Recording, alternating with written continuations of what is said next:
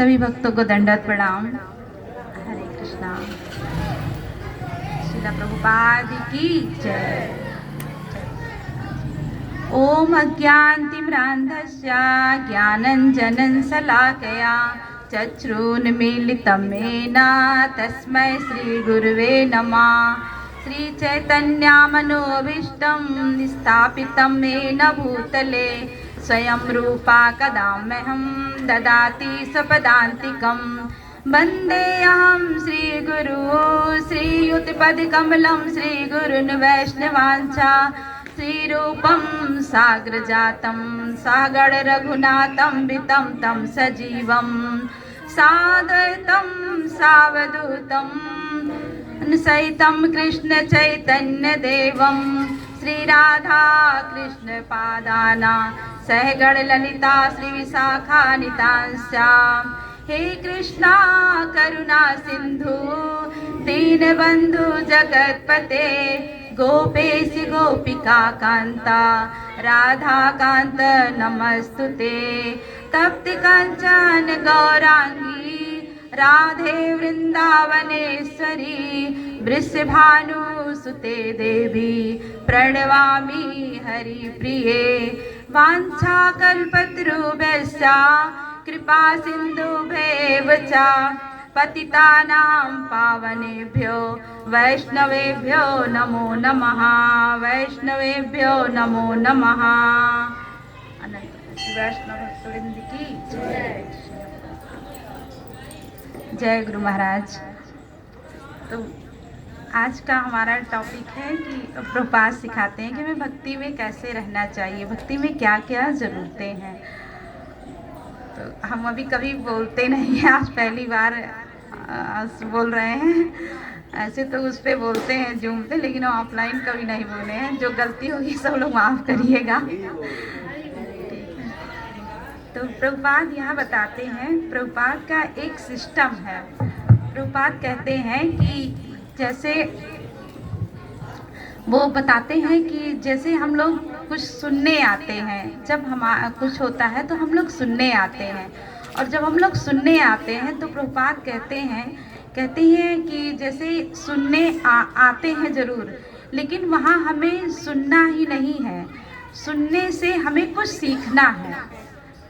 तो यहाँ कुछ करने नहीं आए हैं, कुछ देखने नहीं है, लेकिन हम सुनने से कुछ सीखने आते हैं। तो प्रभुपाद कहते हैं यह एक सिस्टम है, और हम व्यक्तियों को ये जान लेना चाहिए कि हमें हमेशा कुछ न कुछ सीखना ही है। तो सीखने बताते हैं कि यदि हम ये जान लें कि हमें कुछ सीखना है, तो हमारे लिए बताते हैं कृष्णा कॉन्शियस बहुत है, और हमें कुछ सीखना ही नहीं है। तो इसलिए यहाँ बताते हैं कि यदि हम कृष्ण भावनामृत हो जाते हैं और सीखना कुछ कम हो जाए, बाकी करना कम हो जाए, लेकिन सीखने की कोई लिमिट नहीं है। सीखने से क्या होती है, हमें सफलता मिलती है। और सफलता का मतलब बताते, सफलता का मतलब क्या है। सफलता का मतलब है कि हमें बिना रुके अपने लक्ष्य पर पहुंचना, ये हमारी सफलता है। बहुत ही रुकावटें हमें आती हैं, हम कोई लक्ष्य बनाते हैं तो उसमें बहुत रुकावटें आती हैं, लेकिन यदि हम उस पर बिना रुके पहुंच जाते हैं तो हम क्या समझते हैं कि ये हमारा लक्ष्य और हमारी ये सफलता है। तो ये इसी तरह यहाँ बताते हैं कि अगर हमें सोसाइटी की दृष्टि से देखा जाए तो हम कैसे सक्सेसफुल माने जाते हैं। अगर इस सोसाइटी की दृष्टि से देखा जाए तो यहाँ देखा जाता है कि एक सक्सेसफुल इंसान कौन है। अगर कोई बताए कि इंसान कौन है सक्सेसफुल, तो यहाँ हम लोग जैसे भौतिक दृष्टि से अगर देखते हैं तो यहाँ माना जाता है कि जिसके पास सबसे अधिक पैसा है वो सबसे सक्सेसफुल इंसान है, वो हम लोग बिना देखे जान लेते हैं। ये भौतिक दृष्टि से यदि देखा जाए तो यहाँ बताते हैं कि जो पढ़ा लिखा है, डॉक्टर है, जो किसी पोस्ट पर है, जो बहुत सुंदर है, तो तो यहाँ कहते हैं कि वो सक्सेसफुल इंसान माना जाता है। जी तो वह सक्सेसफुल इंसान माना जाता है। तो यहाँ कुंती महारानी बोलती हैं कि सक्सेसफुल इंसान इस भौतिक जगत में ये चार होते हैं। वो कौन कौन से हैं? जन्म, ऐश्वर्य, श्रुति और श्री। जिसका जन्म किसी अच्छे घर में हो जाता है, जब तो भौतिक संसार से देखा जाता है तो जब हमारा किसी का जन्म अच्छे घर में हो जाता है तो वह इंसान सोचता है कि अब मुझे कोई दिक्कत नहीं है, अब मुझे कोई समस्या नहीं आएगी, क्योंकि हम जो है एक अच्छे सक्सेसफुल घर में पैदा हुए हैं। उसको एक अहम हो जाता है और वो सोचता है कि मुझे कोई समस्या नहीं है। तो इस तरह बताते हैं। दूसरा है ऐश्वर्य। जब मुझे बहुत ज़्यादा लोग मानने लगते हैं, बहुत ज़्यादा हमारा यश फैलने लगता है, तो वह व्यक्ति मानता है अपने आप को सक्सेसफुल। और तीसरा बताते हैं कि सौंदर्य, जो बहुत अधिक सुंदर होता है वह भी अपने आप को सक्सेसफुल मानता है। तो इस तरह बताते हैं कि ऐसे लोग भौतिक जगत में जो है अपने आप को सक्सेसफुल मानते हैं। और यहाँ बताते हैं कि हर ऐश्वर्य वाले जो होते हैं वो जानते हैं कि हमारी कोई समस्याएं नहीं है, क्योंकि समस्या जो होती है वो जिसके पास पैसा होते है उसके पास समस्या नहीं आती है। पर यहाँ एकदम उल्टा है। बताते हैं कि इस भौतिक जगत में ये सब माना जाता है, लेकिन आध्यात्मिक जगत जो होता है उसमें क्या होता है, जन्म, ऐश्वर्य, श्रुति और श्री उम्र के साथ ये बदलते रहते हैं। यहाँ भी देखा जाता है कि उम्र के साथ हमारे लक्ष्य बदलते रहते हैं। जैसे कि यदि एक 3 साल का बच्चा होता है तो जब उसकी माँ उसको डांटती है, कभी कभी वह ऐसा करता है, 3-4 साल का बच्चा वो जब आप अपने पैंट में बाथरूम कर देता है यदि, तो उसकी माँ में उसको कोसती है, डांटती है, कहती है अरे तू तो इतना बड़ा हो गया है और तुम्हें इतना भी नहीं आता है कि तुम पैंट में बाथरूम करते हो। देखो वो सुरेश, वो दिनेश, वो रिंकू, वो मिंटू वो नहीं करता है। वहाँ बच्चा अपने आप को क्या समझता है कि मैं अभी नहीं सीखा हूँ, और फिर जब उसे ये तरीका आ जाता है तो अपने आप को 3 साल की उम्र में वो सक्सेसफुल मानने लगता है। फिर यही आता है कि 12 साल का, जब वही बच्चा 12 साल का होता है फिर वो अपने आप को, मतलब यहाँ ये इस तरह बताते हैं कि हमारे लक्ष्य कैसे बदलते रहते उम्र के साथ साथ। जब वह बच्चा 12 साल का हो जाता है, वह बच्चा जब अपने घर का पता जान लेता, अपने माता पिता का नाम बता लेता, किसी को उनको फ़ोन नंबर बता लेता है और अपने स्कूल अपने आप पहुंच जाता है, तो वह बच्चा अपने आप को क्या मानता है, सक्सेसफुल वह मानने लगता है। फिर वही बच्चा बताते हैं कि जब वो 18 साल का होता है, जब वो 18 साल का हो जाता है तो वह बच्चा सोचता है कि अब तो मैं ग्रेजुएशन कर रहा हूँ, मेरा तो कॉलेज में एडमिशन हो गया है और मैं पढ़ाई कर रहा हूँ। जब उसका ये सब पूरा होता है तो वो अपने आप को वहाँ मानने लगता है।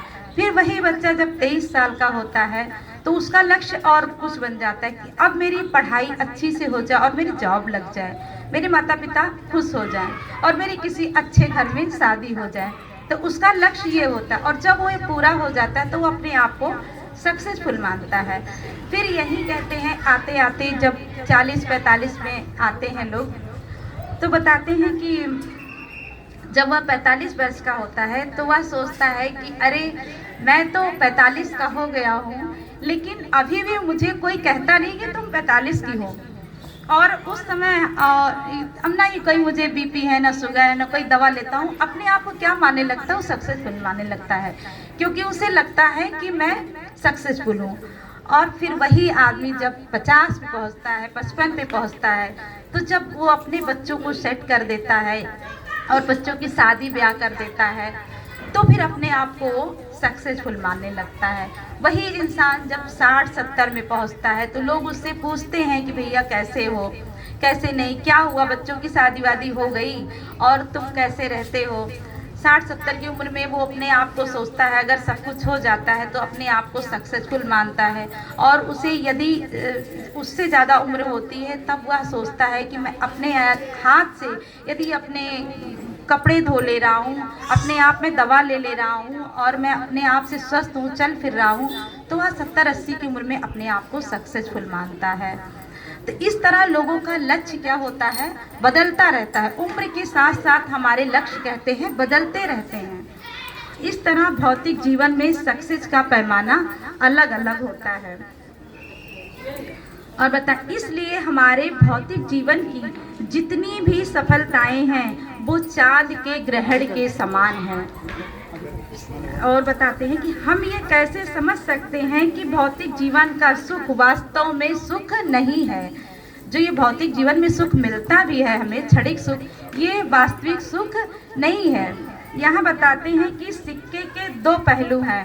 अगर कोई इंसान चाहता है कि भौतिक दुनिया में ही मैं अपने सारे समय को लगा दूं और कितने पैसे कमा लूं, तो इस तरह यदि वह सोचता है तो अगर वो सारा समय अपना इस भौतिक दुनिया में लगा देता है और बहुत सारे पैसे भी इकट्ठा कर लेता, कमा लेता है, लेकिन क्या उसे सब चीज़ मिल सकता है? यहाँ बताते नहीं, उसे ये भी असंभव है, क्योंकि जन्म मृत्यु जरा व्याधि से तो कोई नहीं बचा है और ना ही कोई बचा सकता है अपने आप को।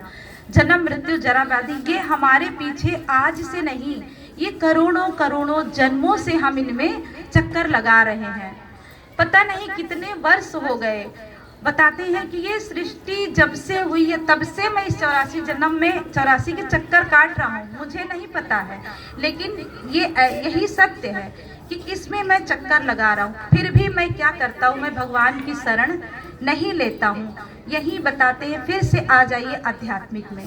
भौतिक जगत का ये सारा सुख तो हमने देख लिया, यही बताते हैं आध्यात्मिक जगत क्या है। आध्यात्मिक जगत है कि यहाँ बताते हैं आध्यात्मिक जगत में क्या होता है। यदि हमारा अच्छे घर में जन्म होता है, अच्छा जन्म क्षत्रिय कुल में, ब्राह्मण कुल में जन्म होता है, तो जब पहले के लोग थे, जब अच्छे कुल में जन्म जिनका होता था तो एक दूसरे कुल का लोग आदर सम्मान करते थे। क्षत्रिय कुल का लोग सम्मान करते थे, बड़े कुल में जो आते थे उनका छोटे लोग उस कुल का पाँव छूते थे। और ये कृष्ण के साथ भी ऐसा होता था। कृष्ण जब अपने सारे दोस्तों के साथ, ग्वाल वालों के साथ खेलते थे तो उसमें मधुमंगल थे। मधुमंगल कहते थे कि आप जो है नीचे कुल के हैं, तो वो एक दूसरे का सब लोग पैर छूते थे। वो कभी नहीं जताते थे कि मैं भगवान हूँ और मैं ऊंचे कुल का हूँ। तो ये यहाँ समझना है कि कुल का भी लोग आदर करते थे। आज की समस्या ये है, आज सब कुछ कुल क्या हो गया है, पैसा हो गया है।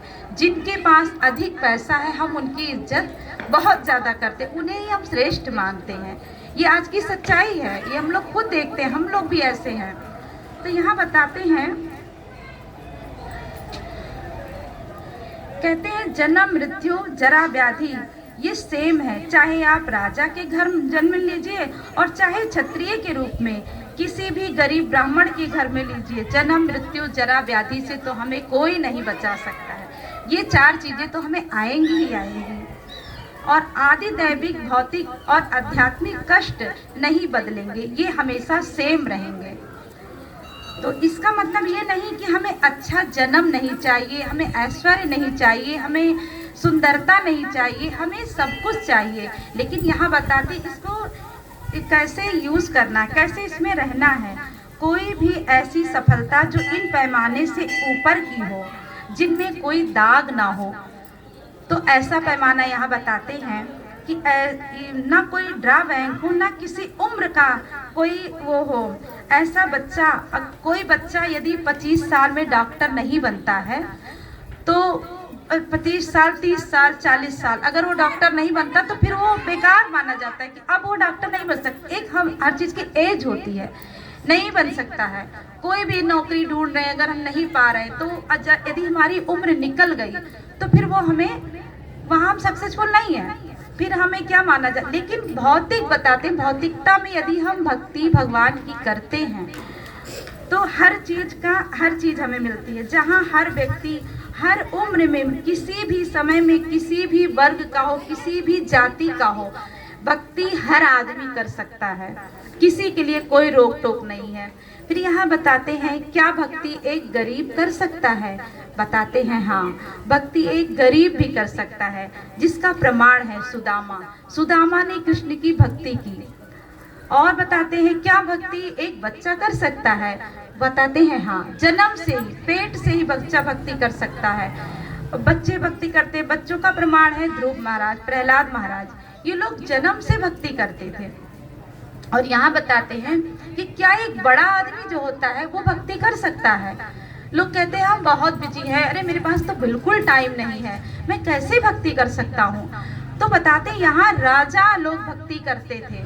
उन राजाओं का नाम है जैसे पृथु महाराज, अम्बरीश महाराज, राजा जनक जी। क्या ये लोग भक्ति नहीं किए? ये लोग भक्ति किए। तो हमें इन्हीं लोगों से सीखना है कि आध्यात्मिक कितना अच्छा है और आध्यात्मिक में हमारा कोई भी नुकसान नहीं है। बताते हैं, एक छोटा बच्चा भी भक्ति कर सकता है और वह जब दूसरा जन्म लेता है, भक्ति करने के बाद यदि हमारी मृत्यु भी हो जाती है तो हमारी भक्ति जहाँ जिस लेवल पे खत्म हुई रहती है उसी लेवल से हमें अगले जन्म में प्राप्त हो जाती है। या ये बात तो सभी लोग जानते हैं। क्या कोई बच्चा पहले से पीएचडी कर लिया है और यदि उसका मृत्यु हुआ, फिर क्या अगले बार से वो कह सकता है कि मैं पीएचडी डिग्री प्राप्त किया हूँ? कोई नहीं मानेगा, उसे फिर से करना पड़ेगा। लेकिन भक्ति एक ऐसी चीज है जिसे फिर से हमें नहीं करना, हमें जहाँ से हमारी भक्ति छूटी होती है वहीं से हम लग जाते हैं। और हम देखते भी हैं कुछ लोगों का मन भक्ति में नहीं लगता है, लेकिन कुछ लोगों का मन छोटे से ही लगने लगता है। लोग कहते हैं अरे ये तो बहुत पंडित बन गए, अरे वो पिछले जन्म का उसका अच्छा कर्म है जो ऐसे घर में पैदा हुआ और ऐसे माँ बाप के पास वो मिला, ऐसे माँ बाप उसकी कदर करे और उसका इज्जत करे। ऐसे कोई लेडीज़ें हैं घर में भक्ति करती है, कोई भक्ति नहीं करती है, कोई पुरुष है घर में भक्ति करती है, कोई नहीं करता, तो लोग उसको मूर्ख समझते हैं। लेकिन ऐसा नहीं है। आध्यात्मिक जगत में आध्यात्मिक जगत भौतिक जगत से कई गुना करोड़ों गुना अच्छा है, लेकिन हमें भौतिक जगत ही अच्छा लगता है। पर भौतिक दुनिया में कहते हैं आध्यात्मिक का एग्जाम्पल, अच्छा हाँ, सक्सेस की गारंटी भी है। यहाँ बताते हैं कि भक्ति तो हर व्यक्ति कर सकता है और उसके लिए सक्सेस की गारंटी है।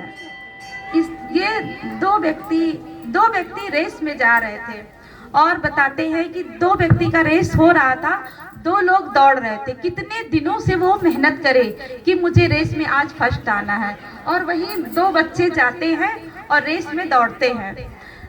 लेकिन दोनों बच्चे जब स्टार्ट करते हैं, दोनों बच्चे शुरू करते हैं और रेस में उस पे पहला बच्चा पहले पहुंच जाता है।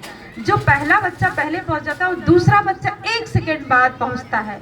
लेकिन वहाँ बोलते हैं कि जो पहला बच्चा पहुंचता है, पहले बच्चे को पहले फर्स्ट स्थान पे आता है। वहीं दूसरा बच्चा उसने भी उतना ही मेहनत किया, लेकिन उसका मेहनत क्या हो गया? बेकार हो गया। तो ये आध्यात्मिक भौतिक जगत में यही होता है। हम कितना भी तपस्या कर ले, कितनी भी उस पर अपने दिमाग को लगा ले, लेकिन उसमें हमें भौतिक जगत में नुकसान ही है।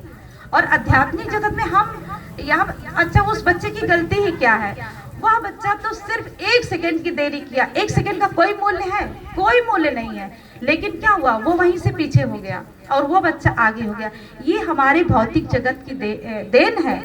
और यही आध्यात्मिक में कहते हैं कि देखिए, जैसे जब सीता मैया जा रही थी, जटायु ने सीता मैया को बचाने के लिए कितना प्रयास किया, लेकिन क्या जटायु जीत गया? नहीं जीता। सीता मैया भी चली गई, बचा नहीं पाया। और यही देखते हैं अर्जुन ने अर्जुन ने भी युद्ध किया और अर्जुन युद्ध को जीत गए। यहाँ एक जटायु हार गया और अर्जुन जीत गए। लेकिन यहाँ हमारे भगवान कहते हैं कि किसी की कोई नुकसान नहीं हुआ है। अर्जुन को भी वही पद, जटायु को भी वही पद मिला। 100 में 100 दोनों को किसी तरह से भक्ति में हमारा नुकसान नहीं है। और वही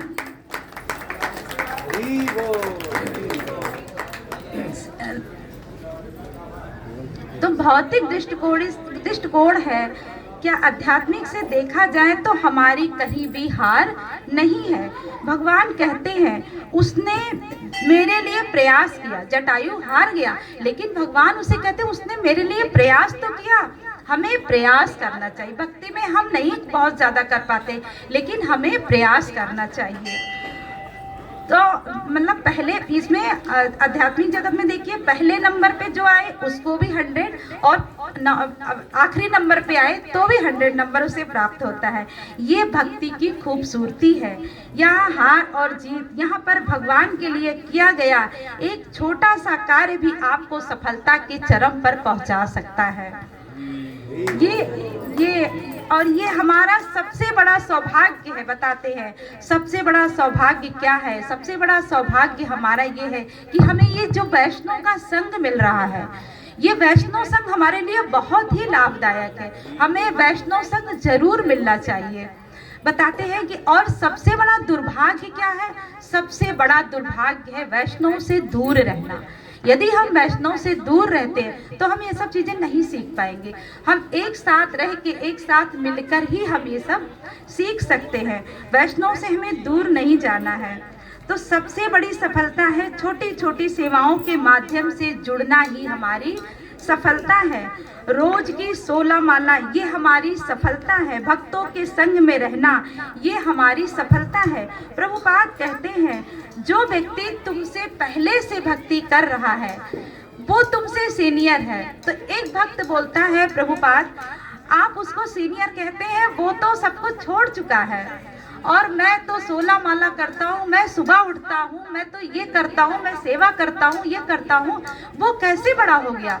प्रभुपाद कहते हैं कि देखो वो भक्ति में तुमसे पहले से आया है और भक्ति में टिका हुआ है। कितनी बाधाएं, कितनी परेशानी आई, लेकिन उसने भक्ति को छोड़ा नहीं। वो भक्ति में टिका हुआ है, चाहे जैसे वो कर रहा है, लेकिन वह भक्ति में टिका हुआ है। तो प्रभुपाद कहते हैं जो हमसे पहले से भक्ति कर रहा है वो हमारा सीनियर होगा, क्योंकि उसने उस बाधाओं को सहा। भक्ति में बहुत सारी बाधाएं आती हैं, लेकिन जो टिकाए रहता। उस दिन श्याम प्रभु जी बोल रहे थे ना कि भक्ति पाना तो सरल है, भक्ति करना भी सरल है, लेकिन भक्ति को टिकाए रखना बहुत ही कठिन है। हमें उनकी ये बातें बहुत अच्छी लगी कि हमें भक्ति को टिकाना कैसे, इसके लिए हमें रोज प्रयास करना चाहिए। उसका प्रयास है साधन। साधन क्या है? साधन यही है, जैसे उस दिन प्रभु जी ने बताया ना कि हमें ज़्यादा कुछ नहीं करना है, हमें सिर्फ और सिर्फ रोज भगवान के नाम का, चाहे हम एक ही माला करें, रोज भगवान के नाम का एक माला करें और प्रसाद खाएं, भगवान का प्रसाद खाएं और भगवान के बारे में श्रवण करना। ये हमारे भक्ति की पहचान है, ये हमारे भक्ति में प्रकाश लाएगा और ये हमारी भक्ति की सफलता है। 4 नियम का पालन करना ये हमारी भक्ति की सफलता है। यह देखकर बड़ा आश्चर्य होता है कि प्रभुपाद ने कैसे हमारे जीवन में परिवर्तन किया। ये हमारे प्रभुपाद की देन है। हरे कृष्णा। अब मुझसे जो कुछ गलती हुई हो आप लोग मुझे क्षमा करें, मैं कभी बोली नहीं, सब प्रभुपाद की कृपा है। सभी को दंडवत प्रणाम। माता जी एक सवाल था, वो क्या है कभी कभी ना ऐसे डिस्टर्ब हो जाता है। अब जैसे कि सब कुछ करते हुए भी लेकिन लगता है कि मन अशांत रहता है। सब कुछ कर रहे हैं, माला भी करेंगे, पूजा पाठ भी करेंगे, लेकिन फिर कैसे सही हो? अभी हम पूर्ण रूप से भगवान पे विश्वास नहीं करते हैं। जिस दिन हमें पूर्ण रूप से विश्वास हो जाएगा उस दिन हमें कोई चिंता नहीं होगी। मुझे लगता है कि पता नहीं क्या होने वाला है, होता कुछ नहीं है, सब अच्छा है, लेकिन बस मन नहीं सही होता। विश्वास ही हम लोग के साथ भी होता है, मतलब सबकी यही का दशा है। लेकिन क्या होता है, प्रभुपाद कहते हैं ना कि हमें विश्वास करना है, भगवान के ऊपर पूरा भरोसा। जिस दिन हमें पूरा भरोसा हो जाएगा उस दिन हमें कोई हिला नहीं सकता है। हम अपनी भक्ति को कैसे कर सकते हैं, ये प्रभुपाद की देन है, वो सफलता हमें मिलेगी। यही तो आज बताया गया ना कि यही सक्सेसफुल इंसान हमें तभी मानना होगा जब हम इन सब चीज़ों में अपना मन जबरदस्ती लगाएंगे। कहे ना कि प्रयास सिर्फ करना है, हमें कुछ ज़्यादा मेहनत नहीं मन लगता ना लगे कोई दिक्कत नहीं है, पर हमको छोड़ना नहीं है। घर में भी कभी कभी देखिए खाना बनाने का मन नहीं कहता है, पर हम क्या डर के मारे तो बनाते हैं ना कि भी हमारे बच्चे, हमारे पति मुझे डांटेंगे, और अब तो डर है कि हमारे गोपाल जी क्या खाएंगे, तो उनके लिए हम बनाते हैं। तो ये हमें ऐसा बना ही लेना चाहिए जिनका हमें डर हो। अगर गोपाल जी का डर रहेगा तो हमें डर हमेशा लगा रहेगा और हम अपने कार्य को करते रहेंगे। हरे कृष्णा। जी प्रभु जी, और क्या, इसी तरह प्रसाद मिलेगा। हरे कृष्णा। प्रभु जी जो कुछ गलती हो सब लोग माफ करिएगा। हरे कृष्णा।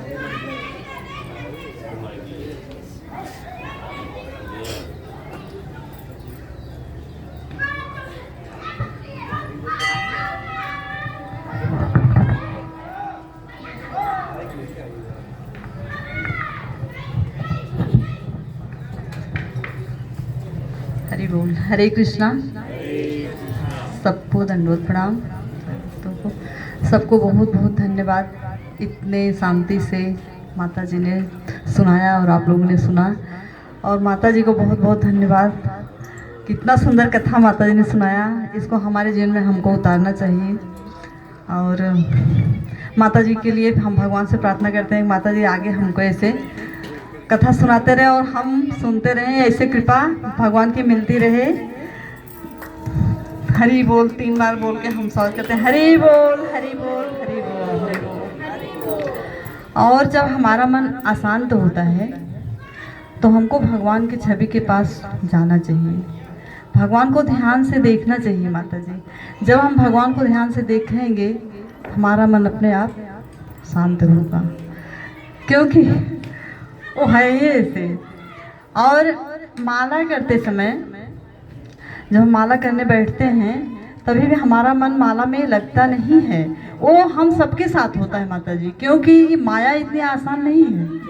उसी हरिनाम से तो हमको माया को पार करना है ना।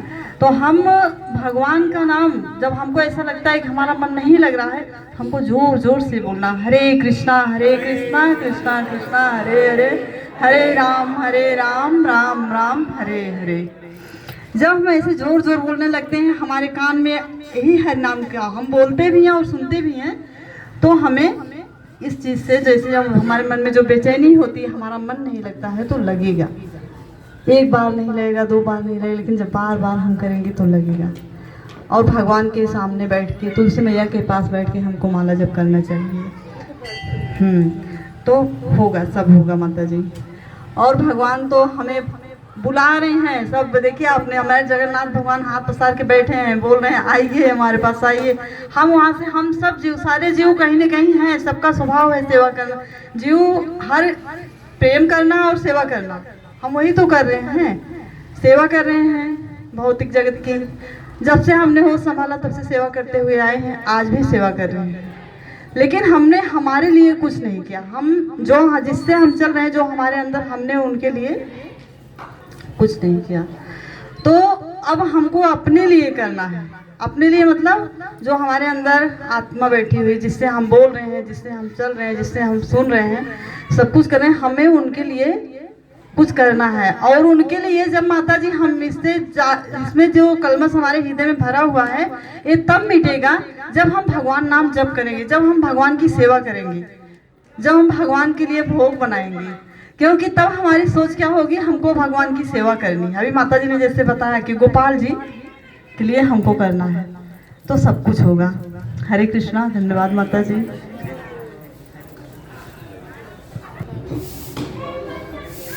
कृष्णा जिनका नाम है, गोकुल जिनका धाम है, ऐसे से भगवान को मेरो बारंबार प्रणाम है। गोकुल जिनका धाम है, ऐसे से भगवान को बारंबार प्रणाम है।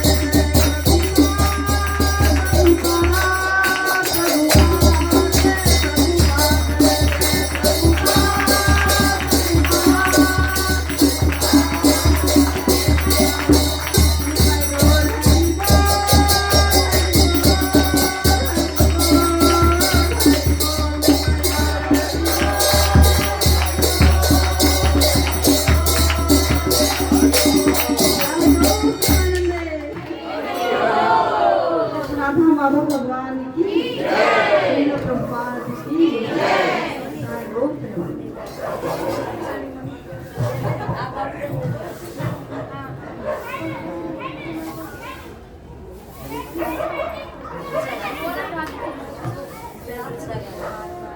छोरी माखन की रे छोड़ ललनवा मैं समझाऊं तो, छोरी माखन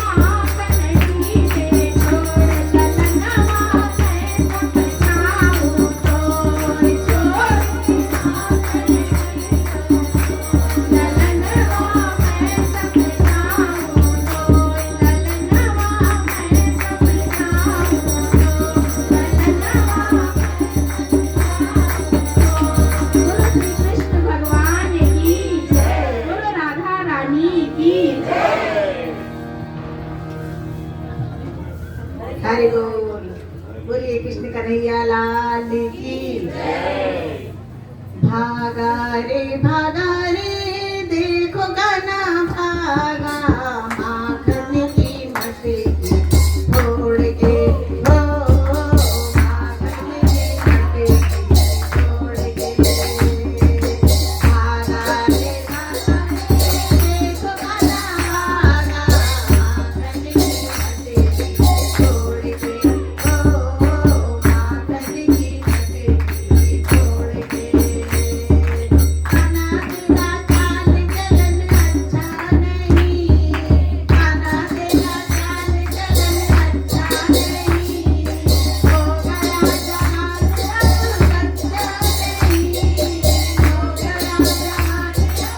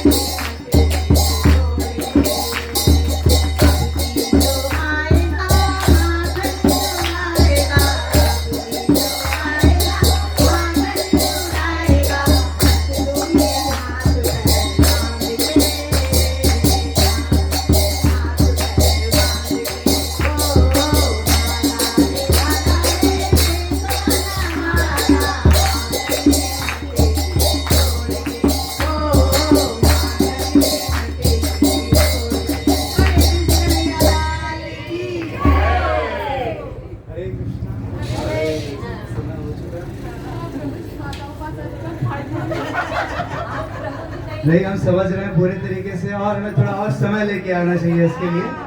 यदि हम समय हो तो बिल्कुल कर सकते हैं। और माताओं के लिए इससे बढ़कर क्या ही बात होगी, अपने श्याम जी के लिए सुंदर भजन करना। हरे कृष्णा। तो अब सभी लोग खड़े हो जाएं, आरती होगी, इसके पश्चात प्रसाद होगा। हरे कृष्णा।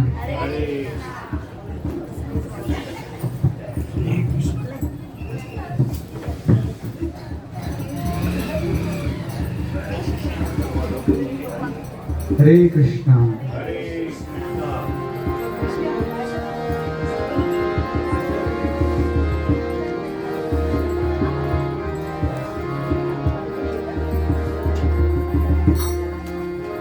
नमो विष्णुपादाय कृष्ण पृष्ठाय भूतले श्रीमते भक्ति वेदांत स्वामिनिति नामिने। नमस्ते सरस्वते गौरवाणी प्रचारिणे निर्विशेष शून्यवादी पाश्चात्य देशतारिणे। हमारे पीछे बोलिए, जय श्री कृष्ण चैतन्य प्रभु नित्यानंद श्री अद्वैत गदाधर श्रीवासदि गौर भक्त वृंद।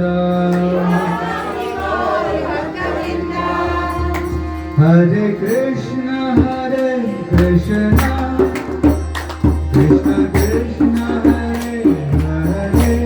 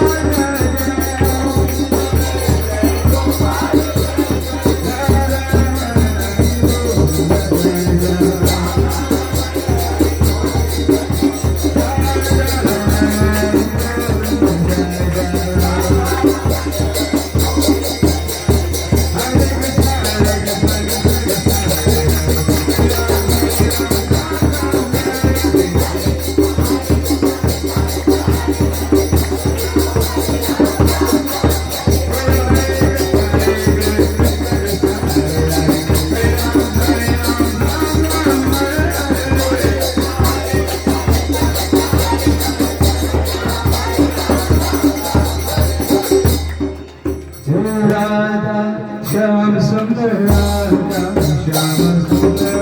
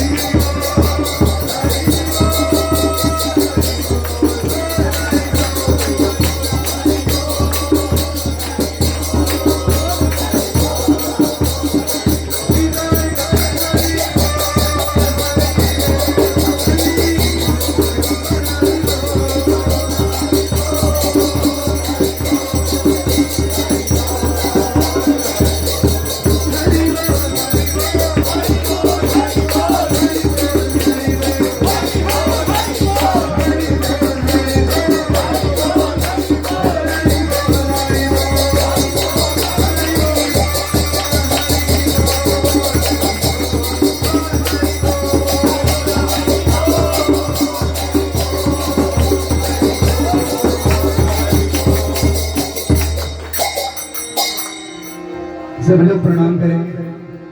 वांछकल्पतरुभ्यश्च कृपा सिन्धु